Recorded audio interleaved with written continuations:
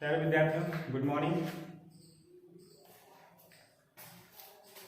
इसके पहले आप लोगों को मी टाइप से पढ़ाया गया 2 पैरा, और उसके आगे से अगला पैरा से मैं पढ़ाने जा रहा हूँ।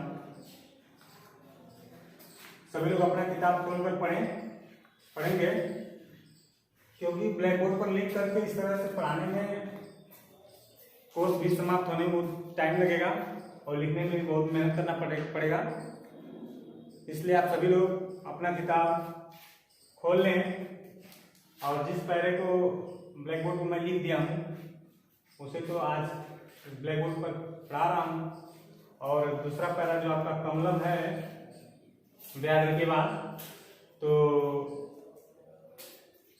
इसको मैं किताब से ही पढ़ाऊंगा और आप अपना किताब खोल करके किताब में मिलाते रहेंगे।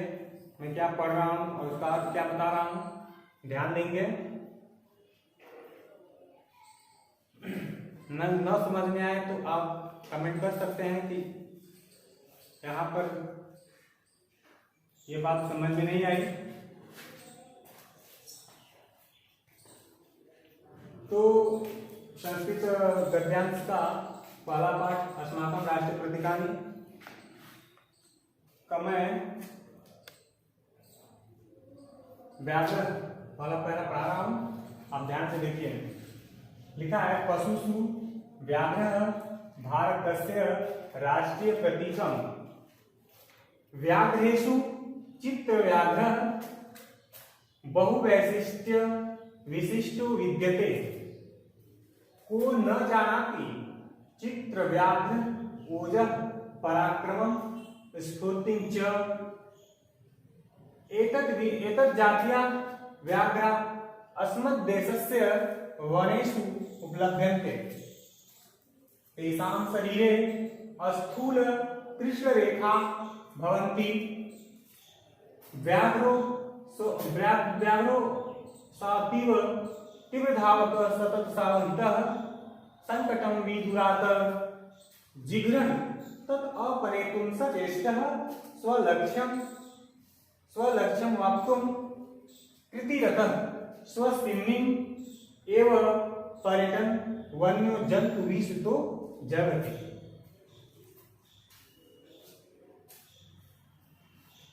अब इसका व्याख्या देखिए। लिखा है पशुषु व्याघ्र भारतस्य राष्ट्रीय प्रतीकम्। पशुओं में बाघ भारत राष्ट्र का राष्ट्रीय प्रतीक है। पशुओं में बाघ भारत राष्ट्र या भारत देश का राष्ट्रीय प्रतीक है या राष्ट्रीय चिन्ह है। व्याघ्रेषु चित्र व्याघ्र, बाघों में चितकबरा बाघ बहुवैशिष्ट्यम यानी बहुत सी विशेषताओं से युक्त, विशिष्टो विद्यते यानी बहुत सी विशेषताओं से विशेष है या बहुत सी विशेषताओं से युक्त है। को न जानाती, कौन नहीं जानता, को न जानाती कौन नहीं जानता, चित्र व्याघ्र ओजः पराक्रमम, चितकबरे बाघ के शक्ति को, पराक्रम को, स्फूर्ति च और स्फूर्ति को। कहा जा रहा है कि चितकबरे बाघ के ओज यानी शक्ति को, पराक्रम को और स्फूर्ति को कौन नहीं जानता है, अर्थात सभी जानते हैं।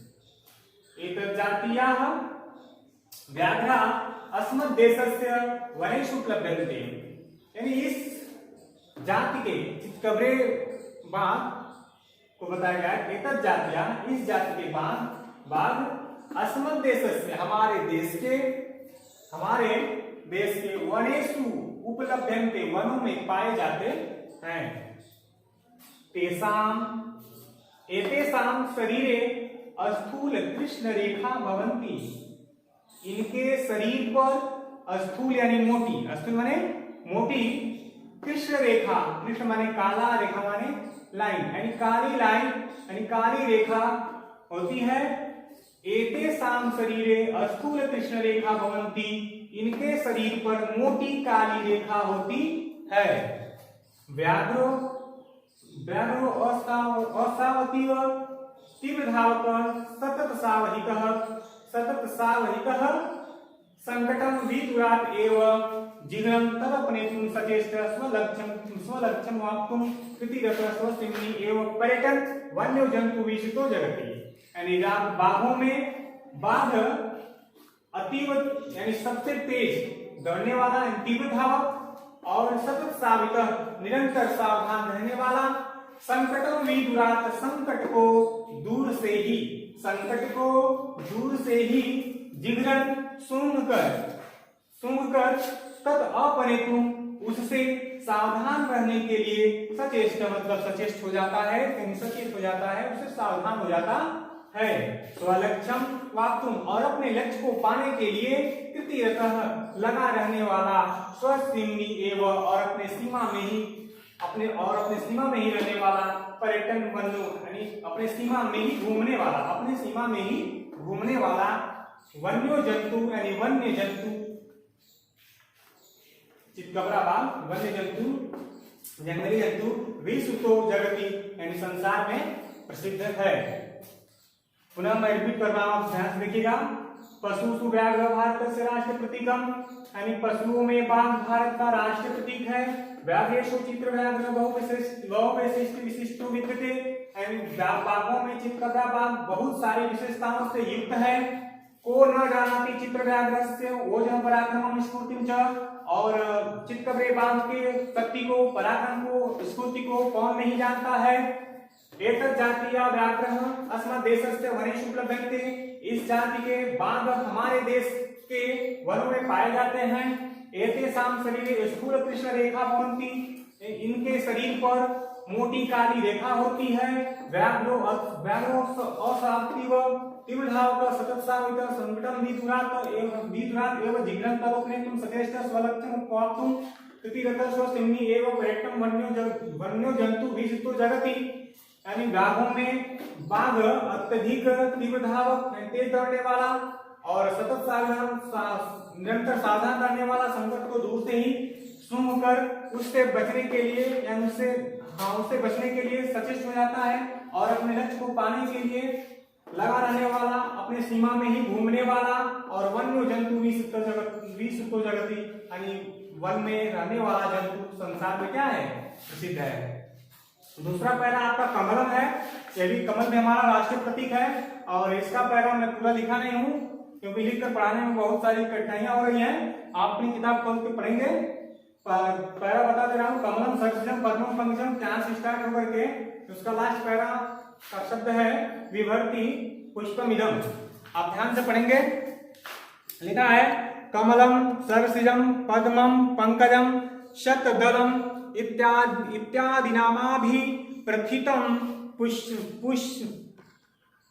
पुष्पम अस्माकं राष्ट्रीय प्रतीकत्वेन स्वीकृतं राष्ट्रीय पुष्पस्य यशो विद्यते। कमलम सरसिजम पद्मम पंकजम शतदलम इत्यादि नामाभि। कमल का पर्यायवाची बताया गया है कि कमलम यानी कमल, सरसिजम कमल, पद्मम मतलब भी कमल, पंकजम माने भी कमल, यानी ये सब पर्यायवाची है। कमल, सरसिजम, पद्मम, पंकजम, शतदलम इत्यादि नामों से प्रथितम मतलब प्रसिद्ध पुष्पम अस्माकम, यह पुष्प हमारे राष्ट्रीय प्रतीकत्वेन राष्ट्रीय प्रतीकों में राष्ट्रीय प्रतीक के रूप में स्वीकृतम मतलब स्वीकार किया गया है। राष्ट्रीय पुष्प से यशो विद्यते क्योंकि इस राष्ट्रीय पुष्प में यानी इस कमल में हमारे राष्ट्र का यश विद्यमान है। तस्य कोमलत्वं मनोहरत्वं विकासशीलत्वं पवित्रत्वं च अभिलक्ष्य कभी भी तस्य बहुशः वर्णन कृतम। उसके यानी उस कमल के कोमलता को और मनोहारिता को, विकासशीलता को और पवित्रता को अभिलक्षित करके कवियों के द्वारा तस्य बहुशः उसके अर्थात कमल के बहुशः वर्णन कृतम, बहुत सारे वर्णन किए गए हैं। न कश्चिन महाकवि, कोई भी ऐसा महान कवि नहीं है, संस्कृत भाषाया यानी संस्कृत भाषा का कोई भी ऐसा महान कवि नहीं है, वह हिंदी भाषाया और हिंदी भाषा का, पुनः देखिए, संस्कृत भाषा और हिंदी भाषा का कोई भी ऐसा महान कवि नहीं है जो विद्यते विद्यते यने तस्य पुष्पस्य महात्मं न गीतम, जो उस पुष्प में विद्यमान उस पुष्प के महानता को न गाया हो। वेदानाम अस्तुति प्रसंगे, वेदों की अस्तुति प्रसंग में, देवानाम अस्तुति प्रसंगे, देवताओं के स्तुति प्रसंग में यानी स्तुति करने में, उनका वर्णना करने में, दिव्य कर माने हाथ, चरण आदि, हाथ और पैर आदि नाम अंगानाम मानव हृदयस्य यानी आदि अंगों को और मानव हृदय के च उपमान कर यानी हाथ पैर और मानव हृदय कोमल की भांति उपमान दे करके, उपमान देकर सत सांस्कृतम और उसके सांस्कृतिक महत्व को यह पुष्प विभर्ति पुष्पमिदम, यह पुष्प बताता है।